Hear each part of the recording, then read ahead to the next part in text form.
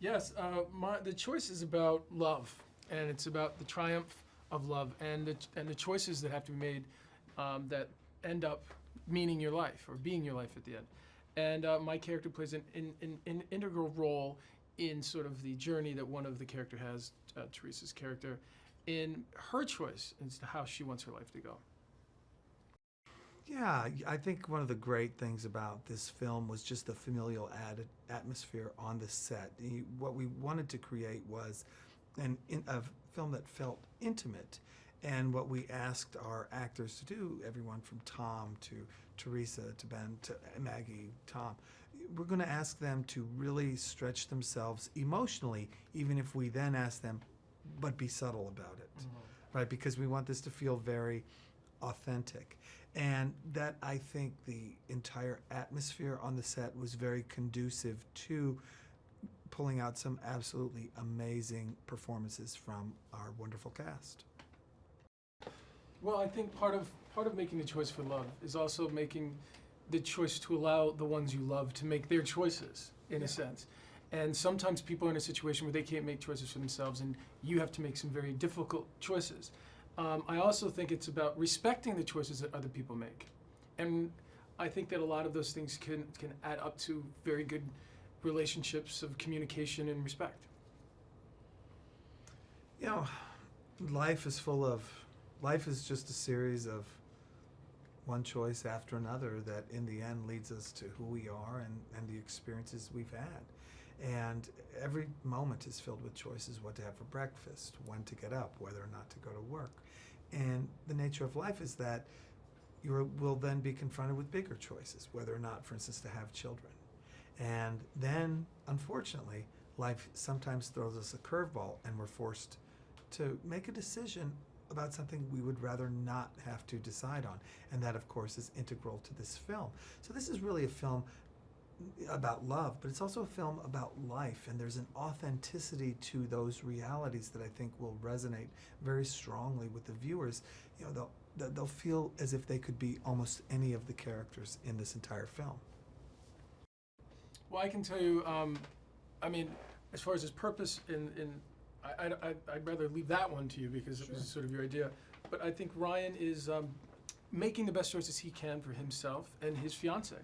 And I think there may be a little bit about trying to do what he thinks he should do. I think that's part of maybe the shakiness in the relationship. And I think that he plays a role in sort of as the catalyst to move Teresa's character forward. Well, there's a couple of elements to that answer. First, there is the character of Ryan McCarthy, as was in the film and in the novel, and this is someone with whom Gabby intends to share her life, and she fully intends to do this. And then, of course, life intervenes in ways she didn't quite expect, and she's forced to make a choice because you can't. It's either one or the other. So you have that element. And then you have the element, of course, that I was really pleased about, was Tom's portrayal of this individual, because you wanted it to feel as though Gabby, as played by Teresa, had a real choice. You know, Ben came in with a very distinct view of who this character Travis was. And you didn't want a cookie cutter. You didn't want this. But how do you be equally good but totally different? And that's the skill and the talent that Tom brought to this role. He was very you could like them both, and there will be people who walk out and say, you know, I think she made the wrong choice. I think it's an honor and a privilege to be added to that list, for sure. Well, I think the setting is, first off, truthful and authentic. It is the coast of North Carolina is populated with small towns and lower populations, and there's nothing really big to do there. There's no symphonies or professional sports or traveling Broadway shows. I mean, these are small communities that kind of thrive on their own with the essence of community. And what that does is it allows for quieter moments. And in quieter moments, real intimacy can blossom. It's very tough. I mean, I can't imagine, you know, you're at a rock concert and all the noise and, you know, falling deeply, madly in love.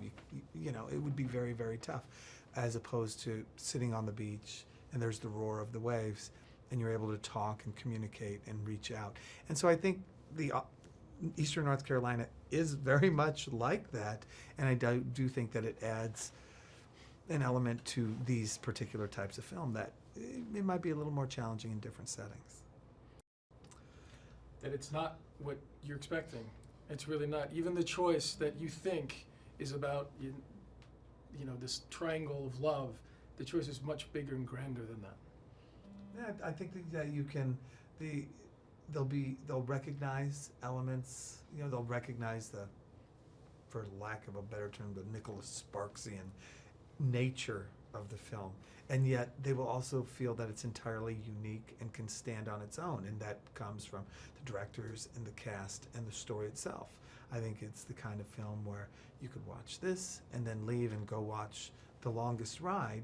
Say, hey, it's the same person. Yeah, yep, North Carolina, a couple people fall in love.